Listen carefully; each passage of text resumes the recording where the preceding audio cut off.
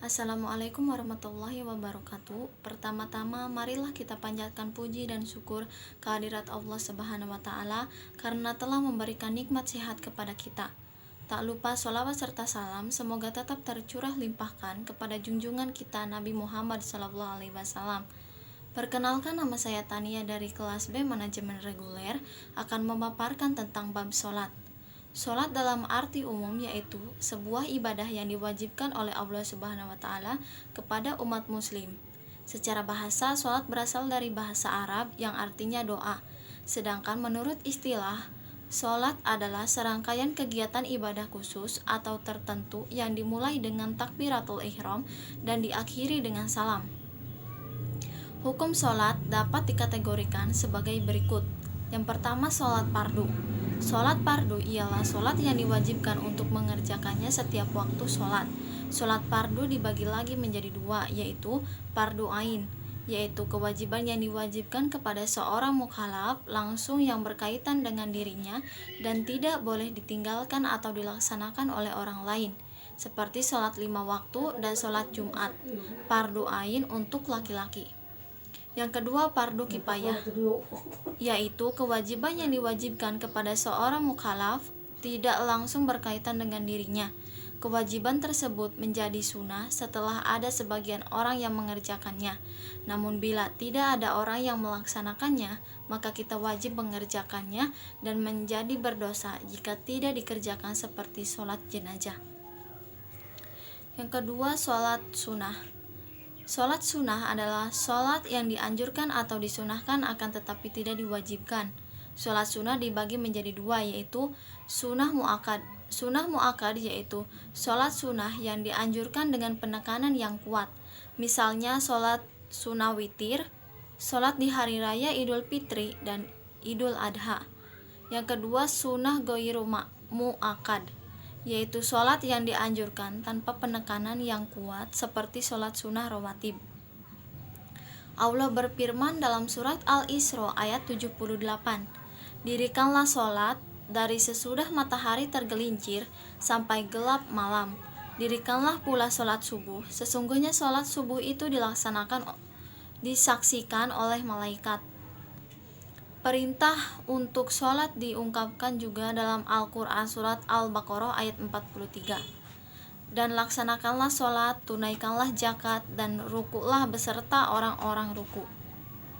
Perintah sholat ini juga harus ditanamkan ke dalam hati dan jiwa anak-anak dengan cara pendidikan yang cermat dan dilakukan sejak kecil.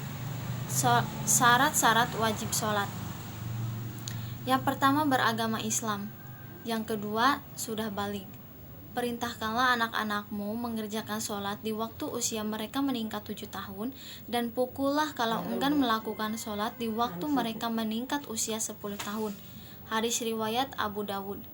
Yang ketiga, berakal.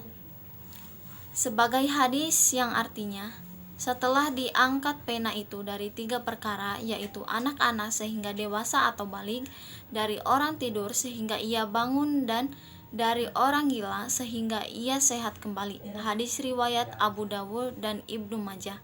Yang keempat, suci dari hadas dan najis baik kecil maupun besar. Syarat-syarat sah sholat. Yang pertama, suci dari 2 hadas kecil dan besar. Yang kedua, suci seluruh anggota badan, pakaian, dan tempat dari najis. Yang ketiga, menutup aurat bagi laki-laki, auratnya antara pusar sampai ke lutut. Sedangkan wanita seluruh anggota badannya kecuali muka dan kedua telapak tangan. Yang keempat, masuk waktu yang telah ditentukan untuk masing-masing sholat, yang artinya tidak sah bila dikerjakan sebelum masuk waktu sholat atau telah habis waktunya, sebagaimana diterangkan dalam surat An-Nisa ayat 103. Maka apabila kamu telah menyelesaikan sholatmu, ingatlah Allah di waktu berdiri, di waktu duduk, dan di waktu berbaring. Kemudian apabila kamu sudah merasa aman, maka dirikanlah sholat itu sebagaimana biasanya. Sesungguhnya sholat itu fardu yang ditentukan waktunya atas orang-orang yang beriman. Yang kelima, menghadap kiblat. Dan yang keenam, mengetahui mana yang fardu dan mana yang sunnah. Yang ketujuh, menjauhi perkara-perkara yang membatalkan sholat. Rasulullah Shallallahu Alaihi Wasallam bersabda, dari Abu Hurairah ia berkata, saya mendengar Rasulullah Shallallahu Alaihi Wasallam bersabda, sesungguhnya pertama-tama perbuatan manusia yang dihisab pada hari kiamat adalah sholat wajib. Maka apabila ia telah menyempurnakannya, maka selesaikanlah persoalannya. Tetapi apabila tidak sempurna sholatnya, dikatakan kepada malaikat, lihatlah dulu apakah ia pernah mengerjakan sholat sunnah. Jika ia mengerjakan sholat sunnah, maka kekurangan dalam sholat wajib disempurnakan dalam sholat sunnahnya. Kemudian semua amal-amal yang wajib diberlakukan seperti itu. Hadis riwayat Khamsah dalam Nailul Autar juz 1 halaman 345. Yang membatalkan sholat. Sholat dihukumi batal karena terjadi hal-hal seperti di bawah ini. Yang pertama, berhadas. Yang kedua, terbukanya aurat apabila tidak ditutup. Yang keempat, makan atau minum walaupun sedikit. Yang kelima, bergerak berturut-turut 3 kali. Yang keenam, membelakangi kiblat. Yang ketujuh, menambah rukun yang berupa perbuatan seperti ruku dan sujud. Yang kedelapan, tertawa terbahak-bahak.